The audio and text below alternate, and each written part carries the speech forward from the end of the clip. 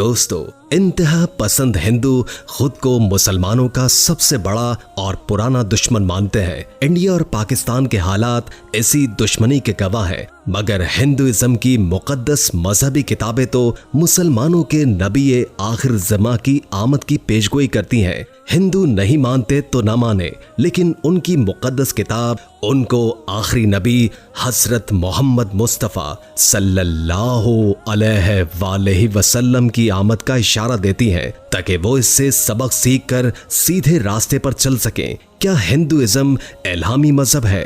क्या हिंदुओं के मजहबी पेशवा राम, कृष्ण और शिव नबी थे? और क्या हिंदुओं की इस किताब में हजरत मोहम्मद मुस्तफ़ा सल्लल्लाहु अलैहि वसल्लम की आमद के हवाले से वाज़ेह पेशगोई मौजूद है? दोस्तों, हिंदुइज्म को दौरे हाजिर में मौजूद सब मज़ाहिब में सबसे कदीम मजहब तस्वुर किया जाता है। इसमें मुबालगा आराई भी हो सकती है कि कहने वाले बात को बढ़ा चढ़ाकर भी तो करने की कोशिश करते हैं, मगर दौरे जदीद में स्कॉलर्स की तहकीक से ये बात सामने आई है कि हिंदुइज्म कम से कम 4000 साल कदीम मजहब है। यानी इससे ये बात तो साबित हुई कि हिंदुइज्म वाकईतन पुराना मजहब है, मगर सबसे पुराना है या नहीं, इस बारे में कोई वाज़ेह बात मौजूद नहीं है। दोस्तों, सबसे पहले तो आप ये जानकर हैरान रह जाएंगे कि इस वक्त दुनिया भर में 1.2 मिलियन हिंदू पाए जाते हैं, यानी तकरीबन 1200 मिलियन हिंदू। गो कि हिंदुओं की अक्सरियत तो इंडिया में ही मौजूद है, मगर कुछ दीगर ममालिक ऐसे भी हैं जहां पर हिंदू कसीर तादाद में मौजूद हैं। इन ममालिक में नेपाल, श्रीलंका, बांग्लादेश वगैरह शामिल हैं। वक्त के साथ साथ रिवायत और रसूमात में हिंदू मजहब में बहुत से वाक़यात और तगय्युरात वाक़ हुए हैं, जबकि मुस्लिम और गैर मुस्लिम मौक़िकीन के नज़दीक हो न हो हिंदू मजहब भी यहूदियों ईसाई मजहब की तरह इल्हामी मजहब है। और जो नाम हिंदू अपने बड़ों के हवाले से लेते हैं वो शायद अल्लाह के भेजे गए पैगंबर भी हो सकते हैं, लेकिन इस हवाले से कुछ सबूत न होने के बाइस 100% यकीन के साथ कुछ भी नहीं कहा जा सकता। जबकि अल्लाह पाक ने रूए जमीन के हर कोने में बनी नौ इंसान की रहनुमाई के लिए अंबिया भेजे हैं, तो हो सकता है कि राम, कृष्ण और शिव जो भी नाम हिंदू अपने मजहब के भगवानों के लेते हैं ये अपने दौर के नबी हों और उन पर उतरने वाली किताबें इल्हामी किताबें।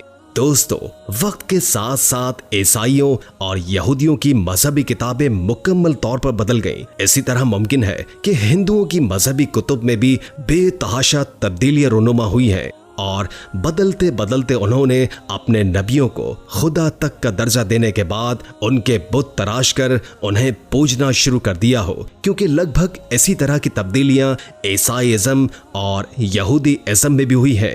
दोस्तों, आप लोग भी बड़े अच्छे तरीके से ये बात जानते हैं कि ईसाई हजरत ईसा अलैहिस्सलाम को खुदा का बेटा तस्वुर करते हैं और उनके यहाँ तसलीस का तस्वुर भी पाया जाता है, मगर हजरत ईसा अलैहिस्सलाम ने तो इसकी हरगिज तालीमात नहीं दी थी। ये सब ईसाइयों की मुकद्दस इल्हामी कुतुब में तब्दीली का ही नतीजा है, जिसके बाइस वो लोग अब तक मुशरिकाना तौर तरीके अपनाए हुए हैं, वगरना खुदा का इल्हामी मजहब तो शिर्क की हरगिज इजाजत नहीं देता।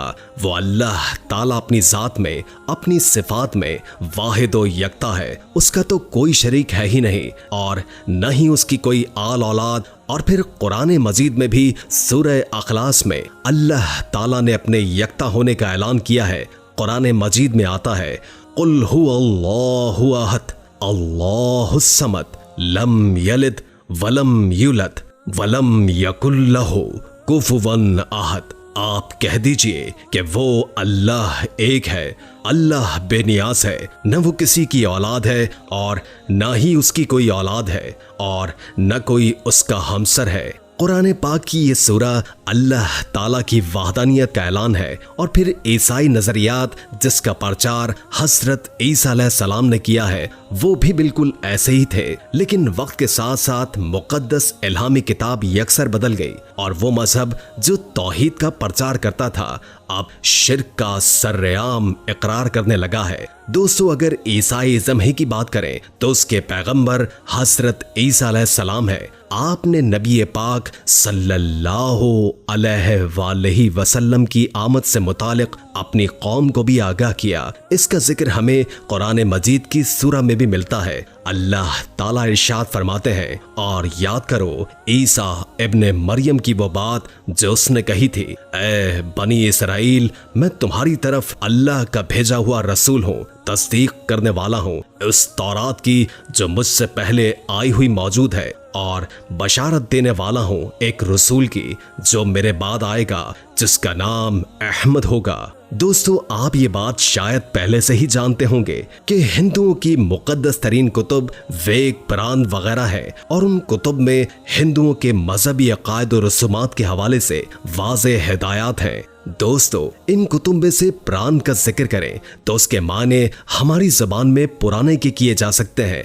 लिहाजा इस किताब में आखिरी नबी हजरत मोहम्मद मुस्तफ़ा सल्लल्लाहु अलैहि वसल्लम की आमद की पेशगोइयां मौजूद हैं। ठीक इसी तरह तौरात, ज़बूर, इंजील और दीगर आसमानी सहीफों में मौजूद हैं। हिंदुओं के पास प्रांत के 10 नुस्खे हैं, और उनमें से एक में नबी आखिर ज़मा की आमद की पेशगोई हैरत अंगेज तौर पर इन अल्फाज में मौजूद है। आखिरी जमाने में एक शख्स रेगिस्तानी इलाके में पैदा होगा। उसकी माँ का नाम काबिल एतमाद और बाप का नाम अल्लाह का गुलाम होगा।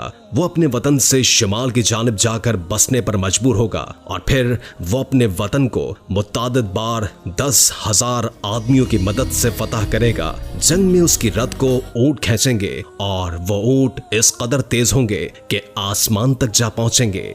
दोस्तों, ये अल्फाज हिंदुओं की मुकद्दस किताब प्रांत में मौजूद है, यानी नबी आखिर ज़मा की आमद का ऐलान हिंदू मजहब में भी आज से हजारों साल कबल किया जा चुका है। मगर दोस्तों, आज के हिंदू इस बात को नजरअंदाज करने के साथ साथ बड़ी ढिठाई से अपने मजहब में की जाने वाली तब्दीलियों पर खुशी से जिंदगी गुजार रहे हैं, और उनके सामने नबी करीम सल्लल्लाहु अलैहि वसल्लम की तशरीफ आवरी के बाद उम्मत मुस्लिमा 1400 साल से तबलीग इस्लाम में मसरूफ अमल है। मगर वो लोग हिदायत की जानिब तवज्जो ही नहीं देते।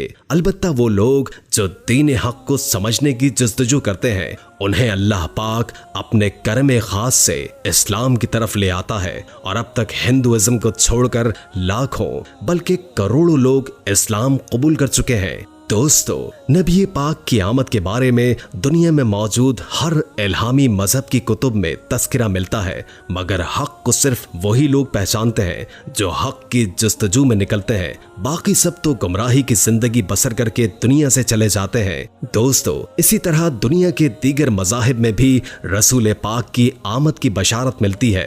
अहद मूसवी के 300 साल के बाद, यानी आज से कोई तकरीबन 3000 साल पहले, हिंदू धर्म की मुकद्दस किताब वैद में इस्लाम के आखिरी नबी जनाब मोहम्मद की आमद का इजहार मिलता है। लिखा है, अहमद ने अपने रब से पुरहिकमत शरीयत को हासिल किया, जिसमें यानी गर्शी वज़गन इस बशारत को देखते वक्त आफताब रिसालत के नूर से मुनव्वर हो रहा हो।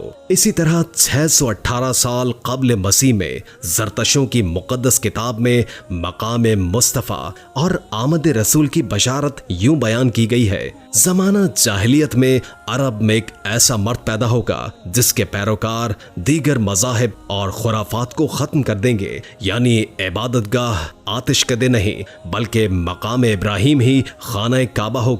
वो रसूल कायद खुश गुफ्तार होगा। और इसी तरह रसूल करीम की आमद का जिक्र बुद्ध मत में भी मिलता है। हमारे अहद से 2575 साल कबल यानी 563 कबल मसीह में बुद्ध मत के पेशवा ने अपने पैरोकारों को बीमारी की हालत में अपनी वसीयत में आखिरी नबी की नवीद सुनाई थी।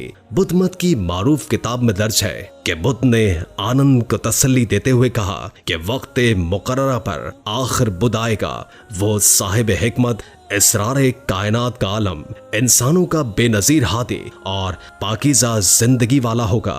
तो बेशक दोस्तों, हमारे नबी प्यारे मुस्तफा सल्लल्लाहु अलैहि वसल्लम बड़ी शान वाले हैं और हिंदू इस बात को नहीं मानते कि उनकी जो किताब है उनके अंदर रसूल पाक की आमद का तस्करा मौजूद है, और वो इसलिए कि सिर्फ एक किताब कुरान मजीद है जिसमें कोई जेर जबर का फर्क कयामत तक नहीं आएगा। दीगर मजाहिब की तमाम किताबों में तरमीम कर दी गई है, उनमें से कोई भी किताब अब तक सही हालत में मौजूद नहीं है। उम्मीद है कि आज की वीडियो आपको अच्छी लगी होगी। अगर वीडियो अच्छी लगी हो तो लाइक करके हमारे चैनल को सब्सक्राइब कर दीजिए और कमेंट करके अपनी आरा से भी आगाह कीजिए और बेल आइकॉन को क्लिक कर दें ताकि हमारी नई आने वाली वीडियोस का आपको पता चलता रहे। अगर जिंदगी रही तो एक और वीडियो के साथ इंशाअल्लाह हाजिर होंगे। अभी हमें इजाजत दीजिए। अल्लाह हाफिज।